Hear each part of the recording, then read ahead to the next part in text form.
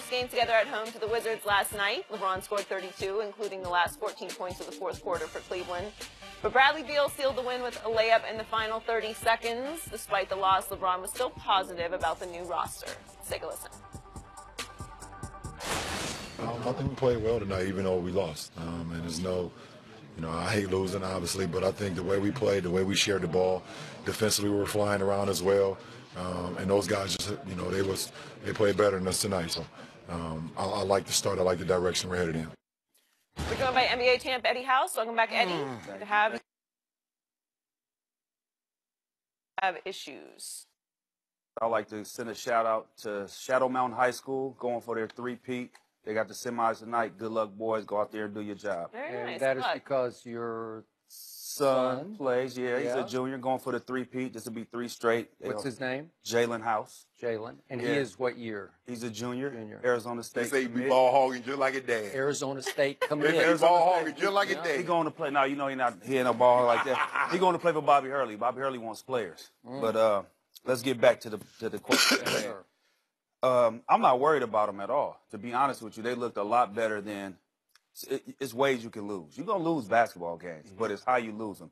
The second quarter, that was their Achilles heel. That second quarter killed them. They wasn't able to get over the hump after that. After they had the nice lead, they gave it back up. So you tip your cap off to Washington. I think Cleveland could have played a little better defense in that second quarter. I kind of think they relaxed, took their foot off the gas. But in all, they looked faster. They competed. They were where they're supposed to be defensively. Even J.R. Smith coming over, rotating, being in the right place. We haven't seen that from him pretty much, maybe a couple times in the finals. But during the regular season, he's always missing his assignments. And he was there. And I like what I see out of this Cavs team, even though they lost. I agree. And that's what happens. I mean, I agree with you. They took their foot off the gas. And what happened was they had a 12-point lead, and they allowed Washington to make 8 straight shots. 5 of those were 3. So you go up, you're up 12. They go 8 straight shots, and now you're down 6 in under 5 minutes, a little over 5 minutes. And that can't happen. But I love how hard they play. They're a young team. They're more athletic. They're going to be able to close out. They'll be able to trap more. They'll be able to do more things. This is a make-or-miss league, Skip. And the thing was, LeBron had 6 assists in the first quarter. He had 2 the rest of the game because the guys, all of a sudden, the basket got small. Simple as that. But I like where they are. Reinvigorated. The guys love being there. They know their roles. We got to find a rotation because it seems like as soon as this, guess what? They'll get this thing ironed out right now, and then Kevin Love will come back in, and they have to start all back over again. But I'm not overly concerned. Give Washington credit. They played better than the Cavs last night. They won the game. But you saw that his head down right now, but you saw what he did. You still got sniffles over there. Yeah. So I very much disagree with both of your takes because I was shocked and disappointed and alarmed by what I saw, and I did not watch the same game Eddie saw because, as LeBron James said after the game, on defense we were flying around. I saw more floating around, and I'll give you the J.R. Smith play, and I'll give you that was unusual and out of character for him to come across like that and make that block. But do you realize that the Washington Wizards had 17 layups and 7 dunks last night? That'll lose every game. Yeah. Like back in the glory days of the Spurs when they would play against LeBron, the mantra was always no dunks. And they would go whole games in which they would not allow Miami or whoever they're playing, even when LeBron was a Cavalier, to dunk at all. You just can't allow it because it gets the crowd in the game. And in this case, it took the crowd out of the game again and again, and all the way to the Bradley Beal score at the end. Yeah. He just sort of watched him, and he just laid the ball in. Yeah. That's horrendous defense that is not going to get you anywhere but beaten. And all of a sudden, the new Cavs that I like so much at Boston and at Oklahoma City looked a whole lot like the old Cavs because they go up. How many times do we see this early in the year? You go up 12 in the second quarter, and then what? Right.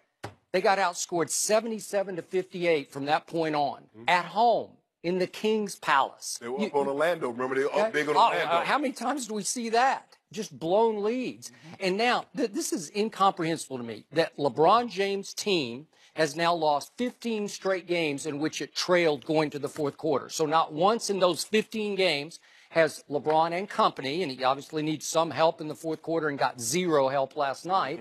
But they've gone 15 straight where they can't come back and win in the fourth quarter.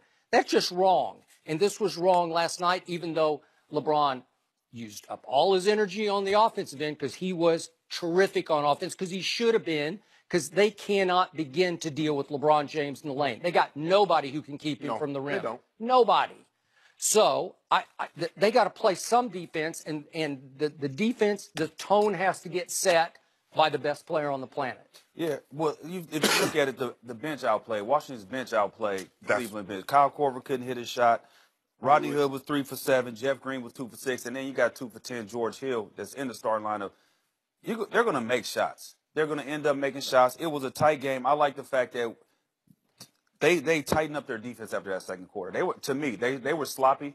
I mean, look, they only 25, 28, 24. So I just saw too, when Washington would score, it was just easy scores. Well, you know, a lot of times, though, if you think about it, these analytics are in. I've talked to a lot of personnel and things like that, and they tell me that they would much rather give up the deuce than give up the three. So a lot of guys are playing. If you look at the pick and roll, look how much the big is sagging, basically giving the whole lane to the guy to take up. He can get floaters or pull up at the free throw line. So some of that has to do with that as well. Everybody's changed up their game plan to really guard the three and give up deuces, which to me is really insane, because if you are in the league, you should be able to make a free throw line jump shot. And that's what they're giving up. You should be able to make a floater because you work on that all the time. And that's what they're giving up. If you look at the game since John Wall has been out, Skip, Washington is averaging 30 assists a game. So they're moving the basketball. And because they don't have a ball-dominant player with the ball in his hands, you don't know. You know when John Wall has the ball, you can pretty much determine where it's going to go.